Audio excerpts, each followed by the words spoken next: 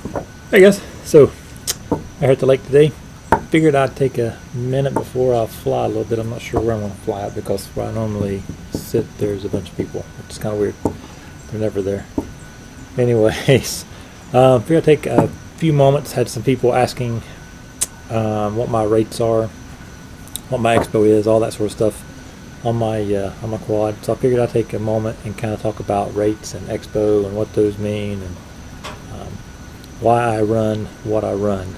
So I guess I'll start with what my rates and Expo are, and then we'll kind of get into the description of those. So for my rates, for yaw and for pitch and roll, my RC rate, they're all the same. It's 1.05. This is Betaflight 317. For my Super Expo, they're all the same, 0.8. And for my Expo, which I used to not use any Expo. Well, at one point I did use Expo, and then I quit using Expo, and then I've since kind of come back to putting just a very tiny amount. And so my Expo on all three channels is 0.07, so just ever so slightly, a little bit there. So kind of give you a little back history on how I came about where I'm at now. So when I first got into flying these, I used to watch, still do, a lot of Mr. Steele's videos, and really liked how fast this stuff snapped around. And so when I saw him post what his rates were, I looked at it and I was like, all right, that's where I want to put mine. And so I made my rates basically get to 1100 degrees per second. And so at that point, I didn't know anything about RC rate, Super rate, or Expo. So I just adjusted. I didn't know what Super rate was, so I left it alone. I think Betaflight defaults at the 0.7, so I left it alone, and I adjusted RC rate up until I got to about around 1100 or so degrees per second. I might have been just a little bit under, might have been just a little bit over, but basically 1100 degrees per second. So that's what I went with. And then I decided on having some Expo because I wanted to have a little bit of deadening in the middle so I wasn't so twitchy. I think I put my Expo at something like 20% or something like that. But it wasn't in Betaflight, it was on my transmitter. So the transmitter had the ability to put an Expo, so I think I put like 20 or 30% Expo on the transmitter, which is not the same as 20 to 30% Expo in Betaflight, just so you know. So that was kind of how I started. So left everything like that and flew like that for a while. And then, you know, I would watch a lot of videos, watch a lot of stuff, and basically I left it alone and didn't really change much of anything until one day one of the guys in our group was asking about Super Expo, Super Rate, Super Expo, whatever it's called. And I really didn't know that much about it. I kind of knew a little bit, and so I was like, I need to go look this up. So I went and looked it up and got a little bit of an understanding about it and decided to play around with it. And from what I'd read was people were using that and not using any Expo. So I removed all the Expo off my transmitter, and Expo in Betaflight was still 0, of course. And so I started messing with Super Rate, and I found that I really liked it and I didn't need Expo. I was still getting nice smooth control, but it was actually snappier. So it felt faster, and yet I still felt more control at closer to center stick. So gave him an explanation of that, and I went with that. So I tweaked around my RC rate and my Super rate to basically keep it right around, still yet around 1100 degrees per second, because I kind of like that feel. So my RC rate came way down, and my Super rate went up a good bit. Might be a little bit higher than what it is now. I don't remember exactly what the numbers were, but somewhere, you know, it was higher than the default. So flew that way for a while, and then I really like that, and then I've been getting to where I want to fly just a little bit smoother than what I have been flying. And I was noticing just slight little twitches here and there, just, you know, and I wanted to kind of smooth those out. And so I decided to go back and try Expo again, but just ever so slightly. I had tried it before. I'd read something, some guy said he used, like, I forget what the percentage was, so I'll put that in there. And I did a test flight, and I started doing a video on this some time ago when I did it, and I didn't. And so I tried it out, and the sticks were so numb at the levels that he recommended that I about crashed. So I was like, this guy's an idiot. Really, he's not. That's just what it felt like to me. I was like, I don't know how you can fly that way. And it's mainly because I'd gotten so used to having a lot more response at center stick than this was deadening it even more. So I was like, okay, I don't like Expo, so I didn't do Expo. But then after flying, I decided I wanted to try to smooth it out just a little bit and try a little bit of Expo. So I started giving it just a little bit here, a little bit there, and finally got to about 0.07 or so, and that kind of smoothed it out enough that it felt good. So I'm at 0.07 now as far as Expo goes. And my RC rate, super rate, like we talked about, 1.05 and 0.8, and that's kind of where I'm at, and that feels pretty good. So I say all of that to give you the backstory, to kind of give you a little bit of rundown on what each of these do. And so I've got my transmitter here, and I'll kind of give you a feeling of what each of these do. So you've got 3 parts to your rate. You've got RC rate, like we mentioned, super rate, and then you've got Expo, and they each adjust a bit of the curve in how fast your quad will respond on whatever axes that you're controlling, whether it's yaw or whether it's roll or whether it's pitch. So we'll start with RC rate. So RC rate adjusts, let me see if I can turn this around here where you can see this. So RC rate adjusts not near the center and not at the end. RC rate adjusts here in the middle. So how much of a change it is here. So the more RC rate you have, then the more responsive it will be here in the middle. The less RC rate you have, the less responsive it will be in the middle.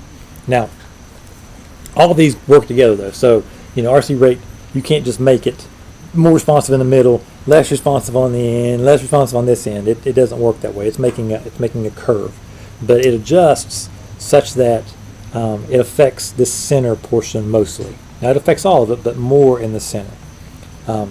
Now super rate adjusts the end point and how fast your quad will spin in whatever direction, whether it's roll or pitch or yaw, near the end of the stick. So as you increase super rate, it becomes far more responsive out here on the end. As you decrease super rate, it becomes less responsive out here on the end. And then you have Expo, and Expo adjusts how sensitive it is here. And so at 0 Expo, it's far more sensitive.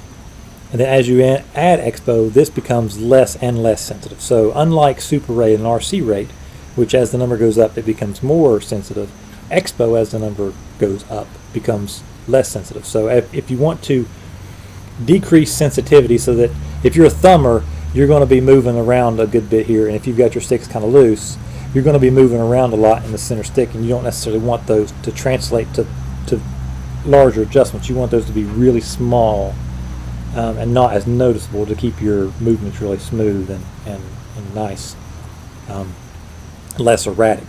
So you'll increase your Expo in the middle here. Now, so that gives you the ability to kind of tweak all those. Now, like I said here, depending on how you're holding your sticks will matter. So if you're a thumber, I'm not. If you're a thumber, you're going to be more apt to some twitchiness in your thumb, because you can't hold the stick as still just with your thumb as you can with 2 fingers. That being said, you can do a couple other things. So you can adjust the tension on your sticks, so how they are. So what I've done with mine is I have the tension on my roll and my pitch and my yaw. I have it turned up as much, tightened down as much as I possibly can on my controller, so they're as tight as they possibly can get. And then throttle is like super loose, because when you're flying Acro, you're doing a lot of quick changes with throttle, and I don't want to have to put much effort. I want to be able to adjust this real quick, and easy. But I don't want this moving left and right. I don't want my yaw moving left and right when I don't want it to. I don't want my roll or my pitch moving when I don't want it to. So combining pitch my pinching with really tight sticks gives me the ability to have a lot finer control with less Expo, so I don't have to worry about being as twitchy. But even still, I still noticed I had a little bit of twitchiness, so that's where I started putting just a smidge of Expo back in there. So kind of the recap, you've got RC rate, that adjusts this middle area of your stick, how sensitive it is. You've got Expo, which is the very dead middle, right around center stick, how sensitive it is. And then you have Super Rate, Super Expo, just how sensitive it is out here on the end. Now all of those will translate and give you a curve along, how far your stick is moved. So the curve will, it'll go like this, and then it'll go down the other way for the opposite direction. It's going to make this curve like this, folks. And so the flatter that curve is in the middle, the less sensitive it is here in the middle. So you can move a lot more and not have as big of a jump in response. So like if you're moving over like this, pretty good bit, if it's very flat, that's not going to make a big jump. It's going to be more gradual. And then as you get in, it's going to be like, boom, it's just going to take off. So if you've noticed in my videos, it'll be like smooth and it'll just like take off. So that'll be like, I'll be like this, and then I'll push it all the way over, just to kind of give it a smooth and then a snap. So you can kind of do that. Let's see here. What else do I want to talk about? Rates. Yeah. So before you go to mess with your rates, if you're just beginning, before you go messing with your rates, before you go messing with your PIDs, all this stuff, you read all this stuff, you think you got to do all these things, but you don't. Learn to fly first. Get comfortable with your aircraft before you go making a bunch of changes, because you need to know what it feels like. You need to get a feel for what you think you want out of it too. But you're not going to be able to do that until you actually fly it. It may be the default rates may be exactly what you want, and then again they may not be. The PIDs may be exactly what you want, and then again they may not be. I'll say this: there is no perfect tune. There is no 100% correct tune for anybody. You'll see people talking about getting rid of oscillations and stuff. There is really no reason you need to get rid of oscillations per se. I mean, there are a few things that you want to get rid of that can cause damage to your motors if you turn certain things up too high and have too much oscillation. But prop wash, for instance, that's not going to destroy your quad. It's just may not make it as flyable in certain conditions. A big part of flying and getting this thing tuned and working the way you want is learning how it works. It's like a camera, for instance. If you talk to any real professional photographer, they will tell you that to get good photos, you do not have to have the most expensive equipment. You can get good photos with really cheap equipment if you know the limits of the equipment and you work within those limits and you know what you're doing and how to frame your picture, how to get the right lighting, all those sorts of things. You can do that without having super good equipment. Same thing with your quad. You can get good performance. Granted, just like with a camera, there are conditions where you cannot get good photos in certain conditions with cheap equipment, and you have to have better equipment. Same thing with your quad. There's conditions where you're not going to be able to get the very best performance with cheap stuff, but you may get adequate performance for what you want it to do. And there's no, the equipment's really probably not holding you back. It's yourself holding you back. I've heard several people say that. So all that with the rates, everything, get comfortable with the defaults first. Figure out what it flies like. Fill it out. Get comfortable. Get proficient at flying it that way. And then after you've done that, you'll be like, okay, I can fly it this way, but I'd like it to do X. Okay, so if you would like it to do X, then you figure out what do I need to adjust at that point to do that. If you're trying to make adjustments at the beginning, you're not going to know, because everybody's flying style is different. Everybody handles the sticks different. Everybody, some people are really heavy and they move a lot more, so they may not want the sticks to be as responsive. They may want to be less responsive. They may want who knows what. So you're not going to know that until you fly for a while. So get comfortable flying, and then after you get comfortable flying with it, then you want to start thinking about it. I didn't mess with the rates and stuff. I tried to mess with tuning like early on, and it was just a disaster because I really didn't know what I was doing. I really didn't know what to expect. I didn't know how it should feel, any of that stuff. So I ended up going back and then just leaving it and then working with it, and then gradually I started figuring pieces out. That's when I started gradually making changes, and I finally got my tune now, just now after I've been flying this thing for almost a year, to where I want it. And I haven't really messed with it since getting it where I want it. I haven't messed with the tune on it in months. There's no reason to. I even changed motors and props, and I've still basically got the same tune. I haven't tweaked it at all. So I've learned how it flies, and I've adjusted slightly to it because it's flying slightly different than it did with different props and different motors. But the tune's basically the same, no changes. So all that being said, you know, you've got RC rate, super rate, and your Expo. They each adjust a different part of the travel of the stick. Expo again, dead center, RC rate, in between center and the far end, and then the far end is your super rate, your super Expo. That all those adjust your sensitivity there. There's also you can do Expo on your throttle. I don't do that. I know there are some people who do. That's supposed to help with hovering, you know, or maintaining altitude, but I don't do that, so I really can't speak to that.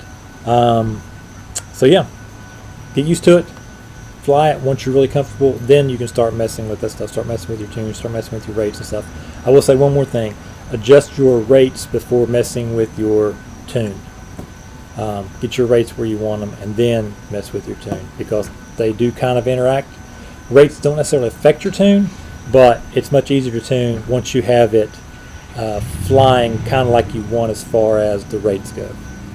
So you guys have a good one, and I guess I'll cut this out. It's been almost 20 minutes here. Kind of long-winded. I've been rambling a bit, I know. I'm going to swap my battery on my GoPro because it's blinking at me, and I'm going to go fly a little bit. You guys have a good one. Never stop flying.